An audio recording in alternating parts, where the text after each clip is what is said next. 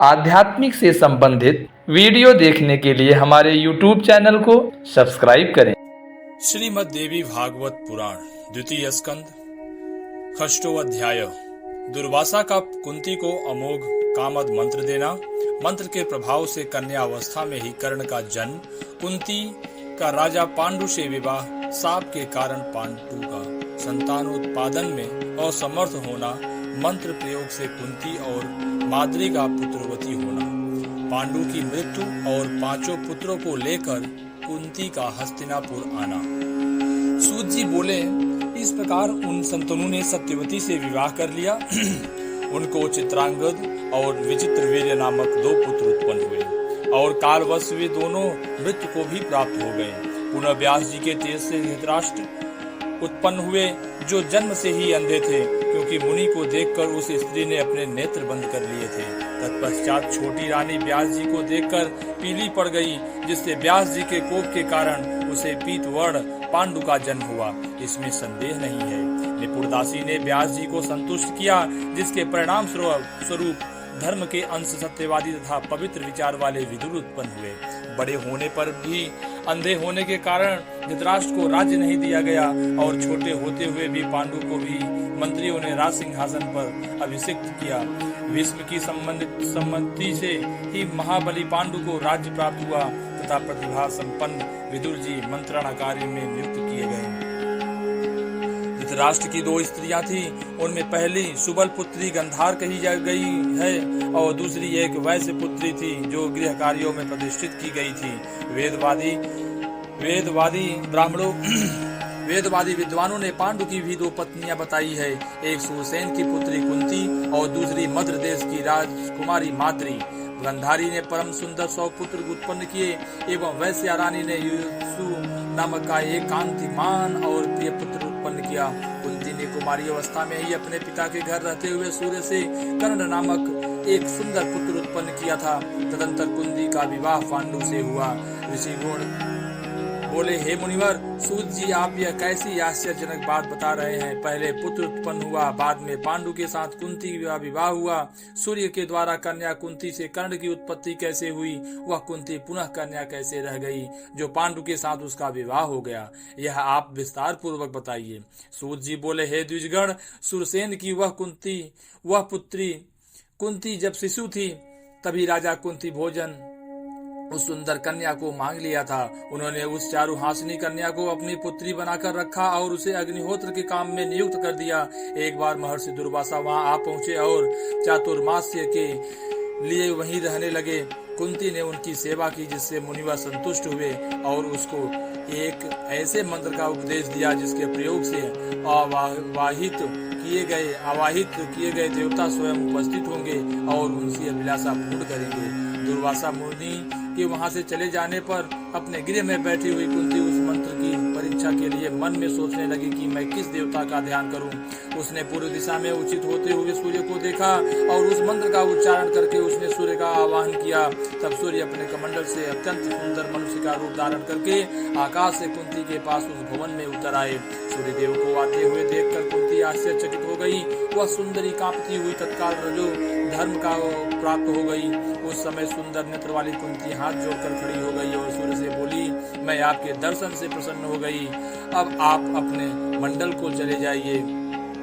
सूर्य बोले, हे कुंती, तुमने मंत्र बल से मुझे क्यों बुलाया है? तुम मुझे बुला करके भी अपने समक्ष उपस्थित मुझ सूर्य की सेवा क्यों नहीं करती? हे चारुलोचने, मैं इस समय कामार्थ हूँ, अतः प्रेम के साथ मेरा सेवन करो। मंत्र के द्वारा अधीनता को प्राप्त मुझको तुम विहार करने के लिए ले चलो। कुंती बोली, हे धर्मज्ञ, मैं अभी कन्या हूँ। हे सर्वसाक्षी, मैं आपको प्रणाम करती हूँ। हे सुव्रत, आप मेरे प्रति अनुचित बातें न कहें, क्योंकि मैं कुलीन कन्या हूँ। सूर्य बोले, यदि मैं इस समय व्यर्थ लौट जाता हूँ तो मेरे लिए बड़ी लज्जा की बात होगी और मैं सभी देवताओं में निंदा का पात्र बनूंगा, इसमें संशय नहीं है। हे कुंती, यदि तुम मेरे साथ रमण नहीं करोगी तो मैं तुम्हें तथा उस मुनि को शाप दे दूंगा जिससे तुम्हें वह मंत्र बताया है। हे सुंदरी, तुम्हारा कन्या धर्म स्थिर रहेगा, इस रहस्य को लोग नहीं जान सकेंगे। तथा हे वरानने, मेरे समान ही तेजस्वी पुत्र तुमको प्राप्त होगा। यह कहकर सूर्यदेव अपनी ओर आसक्त मनवाली एवं लज्जाशील उस कुंती से संसर्ग करके तथा उसे मनोवांछित वरदान देकर चले गए। इस प्रकार उस श्रोणी कुंती ने गर्भ धारण किया और वह अत्यंत गुप्त भवन में रहने लगी। केवल उसकी एक प्रिय दासी ही इस राज्य को जानती थी। कुंती के माता पिता भी इसे नहीं जानते थे। यथा समय उसी गुप्त भवन में कुंती को एक अत्यंत सुंदर पुत्र उत्पन्न हुआ, जो सुंदर कवच था, 2 कमंडलों से युक्त था और दूसरे सूर्य तथा कुमार कार्तिकेय के समान प्रतीत हो रहा था। धात्री ने उसे अपने हाथ में उठाकर लज्जा युक्त कुंती ने कहा, हे सुंदरी, मैं यहाँ हूँ, अतः तुम किस बात की चिंता कर रही हो। तत्पश्चात काष्ठ मंजूषा में पुत्र को छोड़ती हुई कुंती कहने लगी, हे पुत्र, मैं क्या करूं, मैं अत्यंत दुखित हूं, जो कि तुझ प्राण प्रिय को त्याग रही हूं। मैं अभागिन तुझ सर्व लक्षण संपन्न का परित्याग कर दे रही हूं। सगुणा निर्गुणा तथा सबकी स्वामिनी वे भगवती अंबिका तुम्हारी रक्षा करे। वे जगत जननी काम प्रदा कात्यायनी तुम्हें दुग्ध पान कराए। हे पुत्र, तुम साक्षात सूर्य नारायण के पुत्र हो और मेरे प्राण प्रिय हो। ऐसे तुमको इस निर्जन वन में एक दुष्ट तथा कुलता स्त्री की भांति छोड़कर मैं कब तुम्हारा अति सुंदर मुख कमल देख पाऊंगी। हे पुत्र, प्रतीत होता है कि मैंने पूर्व जन्म में भी तीनों लोकों की जननी भगवती की आराधना नहीं की थी तथा भगवती शिवा के सुखदायक चरण कमल का भी मैं कभी ध्यान नहीं किया था। इसी कारण सदा अभागिनी हूँ। हे प्रिय, मैं तुम्हें इस वन में त्याग कर जानबूझकर स्वयं किए गए इस पाप का स्मरण करती हुई संताप सहूंगी।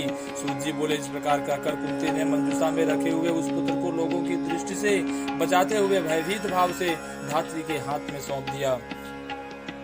तत्पश्चात स्नान करके भयभीत हुआ कुंती अपने पिता के घर में रहने लगी। जल में बहती हुई वह मंजूषा अधिरथ नामक सूत को प्राप्त हुआ। उस सूत की भार्या राधा थी। उसने बच्चे को मांग लिया। इस प्रकार सूत के घर में पलकर वह कर्ण बलवान तथा वीर हो गया। इसके बाद स्वयंवर में कुंती का विवाह पांडु के साथ हुआ। उनकी दूसरी पत्नी मद्र देश के राजा सुलक्षणा कन्या मांद्री थी। एक बार वन में आखेट करने में तत्पर महाबली पांडु के मृग समझकर रमण करते हुए एक मुनि पर प्रहार कर दिया।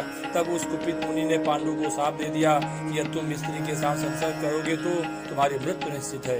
मुनि के यह शाप देने पर पांडु शोकाकुल हो गए। वे राज्य त्याग कर अत्यंत दुखित हो वन में रहने लगे। हे मुनिवरों, उनकी दोनों पत्नियां मांद्री और कुंती भी सती धर्म का आश्रय लेकर उनकी सेवा करने के लिए उनके साथ ही वन में चली गई। राजा पांडु गंगा जी के तट पर मुनियों के आश्रमों में रहने लगे तथा धर्म शास्त्रों का श्रवण करते हुए कठिन तपस्या करने लगे।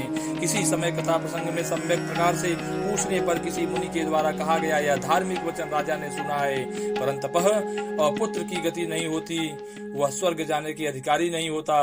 अतएव जिस किसी भी उपाय से पुत्र उत्पन्न करना चाहिए, अंसज, पुत्रिका पुत्र, क्षेत्रज, गोलक, कुंड, शहोल, कालीन, क्रीत, वन में प्राप्त पालन करने में असमर्थ किसी का दिया हुआ इतने प्रकार के पुत्र पिता के संपत्ति के उत्तराधिकारी कहे गए हैं। इसमें उत्तरोत्तर एक दूसरे के निकृष्ट पुत्र हैं, यह सुनिश्चित है।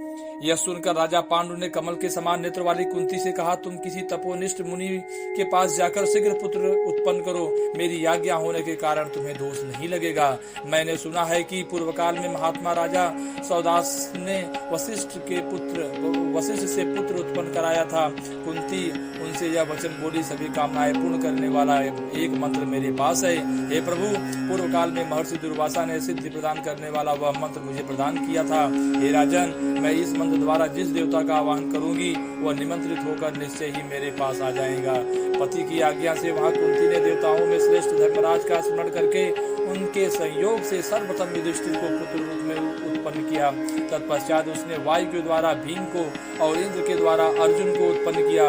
इस प्रकार 1 वर्ष के अंतराल में कुंती के 3 महाबली पुत्र उत्पन्न हुए। इसके बाद माद्री ने भी अपने पति पांडु से कहा, हे श्रेष्ठ, मुझे भी पुत्र प्रदान कीजिए।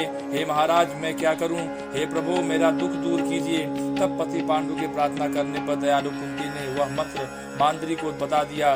सुंदरी माद्री ने भी एक पुत्र की प्राप्ति के लिए पति से अनुमति पाकर अश्विनी कुमारों का स्मरण करके नकुल और सहदेव नामक 2 पुत्र उत्पन्न किए। हे मुनिवरों, इस प्रकार वे 5 पांडव देवताओं के पुत्र थे। वे क्षेत्रज पुत्र के रूप में उस वन में क्रमशः 1-1 वर्ष के अंतर से उत्पन्न हुए। एक बार राजा पांडु ने माद्री को निर्जन आश्रम में देकर अपने मृत्यु निकट होने के कारण अत्यंत कामातुर हो पकड़ लिया। माद्री के द्वारा नहीं ऐसा कहकर बार बार निषेध करने पर भी उन्होंने बलपूर्वक अपनी उस प्रिया का आलिंगन कर लिया और वे दैवश साप के कारण पृथ्वी पर गिर पड़ी। जैसे वृक्ष पर चढ़ी हुई लता वृक्ष के कट जाने पर गिर पड़ती है, वैसे ही वह रानी माद्री भी बहुत रुदन करती हुई गिर पड़ी। उस समय कोलाहल सुनकर रोती हुई कुंती, सभी बालक और महाभाग मुनिगण भी वहां आ गए। इस प्रकार जब पांडु मर गए तब सभी व्रतधारी मुनियों ने गंगा के तट पर चिता लगाकर उनका दाह संस्कार किया। तत्पश्चात अपने दोनों पुत्र कुंती को सौंप करके सती धर्म का पालन करते हुए वह माद्री सत्य की कामना से उनके साथ ही सती हो गई। वहां के निवासी मुनिगण जलांजलि आदि लेकर पांचों पुत्र सहित कुंती को हस्तिनापुर ले आए। धृतराष्ट्र की नगरी हस्तिनापुर में कुंती अनेका समाचार पाकर भीष्म, विदुर आदि सभी लोग वहां आ पहुंचे। सभी लोगों ने कुंती से पूछा, हे सुमुखी, ये किसके पुत्र हैं? तब कुंती अत्यंत दुखित होकर पांडु की साप जन्य मृत्यु का उल्लेख करके बोली, कुरुवंश में उत्पन्न हुए हैं, ये सब बालक देवताओं के पुत्र हैं। उन्हें विश्वास दिलाने के लिए कुंती ने उस समय सभी देवताओं का आवाहन भी किया। तब उन देवताओं ने आकाश में प्रकट होकर कहा, ये पांचों निसंदेह हम लोगों के पुत्र हैं। भीष्म ने देवताओं के वचन का अनुमोदन किया तथा कुंती के पांचों पुत्रों का स्वागत किया। तत्पश्चात उन पुत्रों तथा वधु कुंती को लेकर भीष्म आदि सभी लोग हस्तिनापुर चले गए और प्रसन्न चित्त होकर प्रयत्न पूर्वक उनका पालन पोषण करने लगे। इस प्रकार पांडव उत्पन्न हुए और भीष्म ने उनका परिपालन किया। जय माता।